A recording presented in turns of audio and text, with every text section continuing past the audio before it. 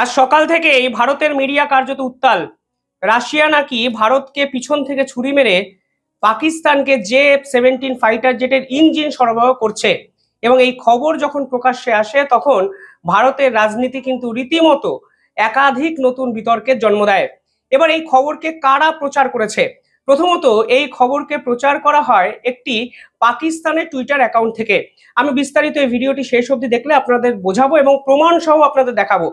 কিন্তু সব থেকে ইন্টারেস্টিং বিষয় হলো আমাদের দেশের প্রধান বিরোধী দল এবং তাদের মুখপাত্ররা এই খবরকে কিন্তু নিজেদের টুইটার অ্যাকাউন্ট অর্থাৎ এক্স হ্যান্ডেল, বিভিন্ন সংবাদপত্র, বিভিন্ন সোশ্যাল মিডিয়া সাইট, সমস্ত জায়গায় কিন্তু প্রচার করতে শুরু করেন।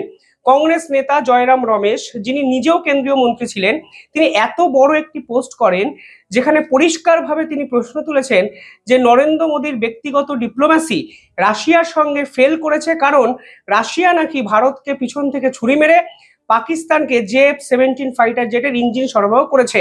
এবং জয়রাম রমেশের এই টুইটের পর কংগ্রেসপন্থী অর্থাৎ বিরোধী আসনে থাকা একাধিক রাজনৈতিক নেতারাও কিন্তু এই টুইটকে রিটুইট করেন। এবং আজকে আমাদের দেশের মিডিয়া কোনো ফ্যাক্ট চেক না করে এই খবরকে এমনভাবে সার্কুলেট করেন যে আলটিমেটলি রাশিয়াকে এই পুরো বিষয়ে মুখ খুলতে হয়েছে। এবং গোটা দিন ধরে যে বিজ্ঞাপন আমরা রাখলাম ইনফরমেশন ওয়ারফেয়ারের, তা মোটেই ভারতের সম্মান কিন্তু বৃদ্ধি করলো না। দেখুন, আমি ব্যক্তিগতভাবে যে রাজনৈতিক দলেরই সমর্থক হই না কেন, আমার কাছে আমার দেশ আগে। আমি ব্যক্তিগতভাবে নির্দিষ্ট একটি রাজনৈতিক দলের সমর্থক হতেই পারি, কিন্তু যে খবর আমার দেশের সম্মানকে নষ্ট করে, আমি সেই খবরকে ওয়েস্টার্ন মিডিয়ার যে মিথ্যে ষড়যন্ত্র, সেই ষড়যন্ত্রতে পা দিয়ে প্রচার করছি এবং আমি কোনো রকম ফ্যাক্ট চেক না করে আমার দেশের সম্মানহানি করছি, তা কিন্তু কোনোভাবেই মেনে নেওয়া যায় না। ভাবলে ভালো লাগে যে আগেকার দিনের মতো এখনকার মানুষ এই মিথ্যে খবরগুলোকে বিশ্বাস করার আগে দুবার প্রশ্ন তোলেন। এবং আমাদের মতো কিছু ডিজিটাল মিডিয়ায় কাজ করা কিছু ব্যক্তি এখন জিওপলিটিক্স নিয়ে সাধারণ মানুষের চোখ খুলে দিতে শুরু করেছে। ফলে জিওপলিটিক্স ভারতের ইন্টারনাল পলিটিক্সের এক অংশ হয়ে উঠলো গোটা সকাল জুড়ে। আজকে আমি আপনাদের দেখাবো যে কোনটা ঠিক কোনটা ভুল।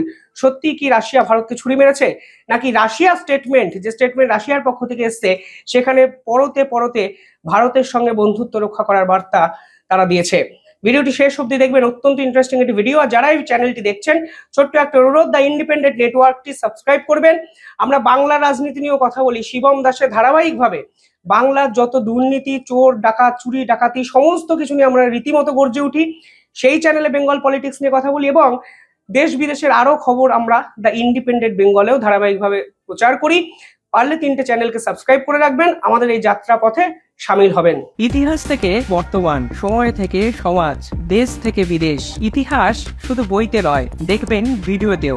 এই নেটওয়ার্ক এখন অনেক বড়। আপনারা দেখছেন দ্য ইন্ডিপেন্ডেন্ট নেটওয়ার্ক। আজ সকালে কংগ্রেসের একাধিক মুখপাত্ররা হঠাৎ করে টুইট করতে শুরু করেন। তাদের পরিষ্কার দাবি, পাকিস্তান যে J-17 ফাইটার জেট ব্যবহার করে তার যে ইঞ্জিন, সেই ইঞ্জিনের নাম হলো RD-93MA। সেই ইঞ্জিন নাকি পাকিস্তান রাশিয়ার থেকে কিনছে এবং রাশিয়া নাকি ভারতের বাধা বিপত্তিকে কার্যত পাত্তা না দিয়ে তারা পাকিস্তানকে ধারাবাহিকভাবে সেই ইঞ্জিন সরবরাহ করছে। কংগ্রেস নেতা জয়রাম রমেশ এত লম্বা একটি টুইট করেছেন যেখানে মোদী বিরোধিতা স্পষ্ট এবং তিনি পরিষ্কার বলেছেন রাশিয়ার সঙ্গে যে ব্যক্তিগত ডিপ্লোম্যাসি মোদীর, তা সম্পূর্ণভাবে ব্যর্থ হয়েছে, কারণ ভারতের কোনো অভিযোগকেই পাত্তা দেয়নি রাশিয়া নাকি ভারতকে ছুরি মেরে এই ধরনের J-17 ইঞ্জিন সরবরাহ করছে। পাশাপাশি এই রকম টুইট কংগ্রেসের একাধিক মিডিয়ার মাধ্যমে এসছে এবং আমাদের দেশের একাধিক মিডিয়া, দেশীয় মিডিয়া যারা মেন স্ট্রিম মিডিয়া, তাদের অনলাইন পোর্টাল, তাদের বিভিন্ন চ্যানেল, তারা এই খবরকে প্রচার করতে শুরু করে সকাল থেকে যে আমেরিকার পর ভারতের সঙ্গে রাশিয়ার সম্পর্ক খারাপ জায়গায় চলে গেল, কারণ ভারতের বাধা উপেক্ষা করে রাশিয়া নাকি পাকিস্তানকে ইঞ্জিন সরবরাহ করছেন। প্রথমত কোন ইঞ্জিন নিয়ে এত কথা হচ্ছে? যে ইঞ্জিন নিয়ে কথা হচ্ছে সেই ইঞ্জিন 2008 সালে সর্বপ্রথম রাশিয়া কিন্তু চায়নার মাধ্যমে পাকিস্তানকে দিয়েছিল। তখন পাকিস্তান J-17 ফাইটার জেট ব্যবহার করত, এখন পাকিস্তান F-16 এবং J-17 ফাইটার জেট ব্যবহার করেন। এবার প্রশ্নটা হলো 2008 সালে আমাদের দেশের ক্ষমতায় ছিল কংগ্রেস সরকার এবং তথ্য যদি দেখেন 2008 সালে কংগ্রেস কিন্তু এই অবস্থায় কোনো বাধা সৃষ্টি করতে পারেনি।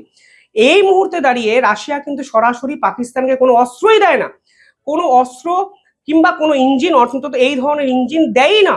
ফলে হঠাৎ করে এতদিন বাদে এই ইঞ্জিনটাকে নিয়ে বাজার গরম করার চেষ্টা আমাদের ভারতের রাজনৈতিক দলগুলো করলো, যা কিন্তু সত্যি ভারতের রাজনীতি নিয়ে বড়সড় প্রশ্নচিহ্ন তুলে দেয় যে কোথাও গিয়ে আমরা রাজনীতি করতে গিয়ে দেশের সম্মান নষ্ট করছি না তো। এবার প্রশ্নটা হলো, এই খবরটি কোথা থেকে আসে?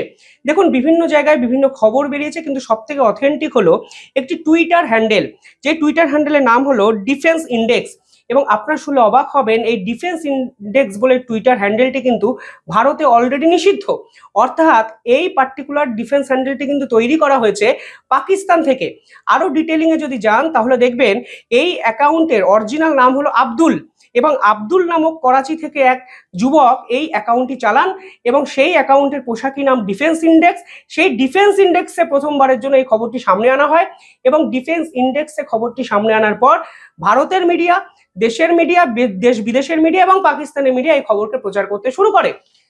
এই পুরো বিষয়ে ভারতের পক্ষ থেকে একাধিক স্টেটমেন্ট এসছে। ভারত পরিষ্কারভাবে বলেছেন, এই যে অ্যাডমিনের নাম নিয়ে এই ধরনের খবর প্রচার করা আসলে ভারতের বিপক্ষে একটি ষড়যন্ত্র। কোনো নির্দিষ্ট স্টেটমেন্ট নেই, কোনো নির্দিষ্ট তথ্য নেই, তা সত্ত্বেও শুধুমাত্র একটি অ্যাডমিন পোস্ট করে এই ধরনের মিথ্যে খবরকে প্রচার করা, এবং আমাদের দেশের বিরোধী রাজনৈতিক দলগুলো সেগুলোকে সার্কুলেট এমনভাবে করলেন যে যেন মনে হচ্ছে ভারতের ডিপ্লোম্যাসি আকাশ থেকে ভেঙে মাটিতে মিশে গেছে। এই পুরো বিষয়টায় রাশিয়াকেও কিন্তু মুখ খুলতে হয়েছে। রাশিয়া পরিষ্কার বলেছেন, no such cooperation defence deal with Pakistan. আমরা ভারতের সেন্সিটিভিটিকে মাথায় রেখেছি, এই ধরনের খবরের কোনো সত্যতাই নেই। অর্থাৎ মস্কো পরিষ্কার বুঝিয়ে দিয়েছে যে এই খবর সম্পূর্ণ ভুল। তারা পাকিস্তানকে RD-93 এই ধরনের কোনো ইঞ্জিন দিচ্ছে না, এবং তারা এই মুহূর্তে পাকিস্তানের সঙ্গে কোনো রকম অস্ত্র চুক্তি করেনি। ফলে এই ধরনের খবর আসলে ভারত এবং রাশিয়ার সম্পর্ক নষ্ট করার চেষ্টা। ভারতের পক্ষ থেকে পাল্টা বিবৃতি এসছে, সেখানে বলা হচ্ছে ডিসেম্বরে যখন পুতিন আসবেন, 5ই ডিসেম্বর 2025-এ, ঠিক তখন এই পুরো বিষয়গুলো নিয়ে বিতর্ক সৃষ্টি করার জন্য ভারতের বিরোধী রাজনৈতিক দলগুলো এগুলো ইচ্ছাকৃত করছেন, যার কোনো বাস্তবিক ভিত্তি নেই। এবার প্রশ্নটা হলো, একটি খবর, যে খবরের কোনো বাস্তবিক ভিত্তিই নেই, যে খবর পাকিস্তানের একটি টুইটার অ্যাকাউন্ট থেকে সার্কুলেট করা হয়েছে, এবং সেই খবরকে নিয়ে আমাদের দেশের মিডিয়া উত্তাল হয়ে গেল, এবং সেই খবরকে without any fact checking Jairam রমেশের মতো ব্যক্তিত্বরা, রাজনৈতিক কংগ্রেসের মুখপাত্ররা, তারা টুইট করলেন, এবং সেই টুইটকে কংগ্রেসের অন্তত 50 জন নেতা সার্কুলেট করলো, 100টি পোর্টাল লিখলো। এর ফলে ভারতের সম্মানটা কি নষ্ট হলো না? এই প্রশ্ন তো উঠবেই। দেখুন, এই ইঞ্জিনকে নিয়ে এক গল্প কিন্তু আছে। ইউএসএসআর, আপনারা অনেকে নাম শুনেছেন ইউএসএসআর, সেই সময় রাশিয়ার পক্ষ থেকে একটি ইঞ্জিন তৈরি করা হয়েছিল যার নাম হলো ক্লিমভ RD-33। সেই ইঞ্জিনের একাধিক ভ্যারিয়েন্ট পরবর্তীকালে আবিষ্কার হয়, এবং সেই ভ্যারিয়েন্টের সর্বশেষ ভ্যারিয়েন্ট হলো RD-93। ভারত কিন্তু রাশিয়ার সঙ্গে একত্রে মিলে এই ইঞ্জিন ভারতেই তৈরি করে। ভারতেরও একাধিক ফাইটার জেটে কিন্তু এই ইঞ্জিন ব্যবহার করা হয়। হিন্দুস্তান এরোটিক লিমিটেড এবং রাশিয়া একত্রে ভারতবর্ষে এই ইঞ্জিন বানায়। এবার এই ইঞ্জিনকে কিন্তু চায়না কেনে। এই ইঞ্জিনকে চায়না কার মাধ্যমে কেনে? রাশিয়ার থেকে কেনে, কারণ চায়না তখন JF-17 তৈরি করছিল, তখন আমেরিকার F-16 পাকিস্তানের মার্কেটে ঢোকেনি। ফলে JF-17-এ তারা এই ধরনের ইঞ্জিন কিন্তু লাগায়। এবার চায়না সেই ফাইটার জেটকে বিক্রি করে পাকিস্তানের কাছে 2008 সাল থেকে। অর্থাৎ 2008 সালে এই পুরো গল্পটা কিন্তু শুরু হয়েছে। হঠাৎ করে আমাদের কংগ্রেসের বিরোধী দলের নেতারা খুঁজে পেয়েছেন 2025-এ, যখন ভারত এবং রাশিয়া একত্রে একাধিক ডিফেন্স চুক্তি করতে চলেছে, তখন এই এই এই ধরনের ডিফেন্স ডিল নাকি রাশিয়া ভারতকে ছুরি মেরে পাকিস্তানের সঙ্গে করেছে, যা পুরোটাই মিথ্যে গুজব, ষড়যন্ত্র, এবং ভারত বিরোধিতা করতে গিয়ে আলটিমেটলি দেশের সম্মানটা নষ্ট করছেন, তা কিন্তু দিনের আলোর মতো অন্তত পরিষ্কার হয়ে গেছে। দেখুন, ডিপ স্টেট নিয়ে এত তো অভিজ্ঞতা, এত তো প্রশ্নচিহ্ন ওঠে যে ভারতের শান্তি কারা রক্ষা করতে চাইছে না, কেন ভারতের সরকার পতনের জন্য বিদেশি শক্তিগুলো খেলা করছে।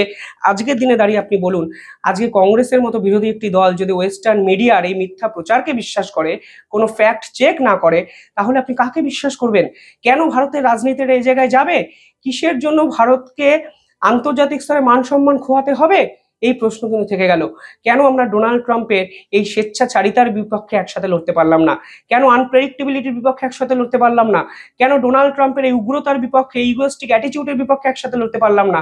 কেন আমরা দেশের কথা না ভেবে রাজনৈতিক স্বার্থ চরিতার্থর খেলায় নামিয়ে ফেললাম? এই প্রশ্ন কিন্তু আজকে আমাকে তুলতে বাধ্য করছে এই ধরনের মিথ্যে খবর, এই ধরনের মিথ্যে ষড়যন্ত্র। যাই হোক, আপনারা কিভাবে দেখছেন পুরো বিষয়টি কমেন্টে জানাবেন। দেখতে থাকুন দ্য ইন্ডিপেন্ডেন্ট নেটওয়ার্ক। চ্যানেলটিকে ভালো লাগলে একটু সাবস্ক্রাইব করবেন, পাশে থাকা বেল আইকনটি ক্লিক করে আমাদের পাশে থাকবেন। ধন্যবাদ।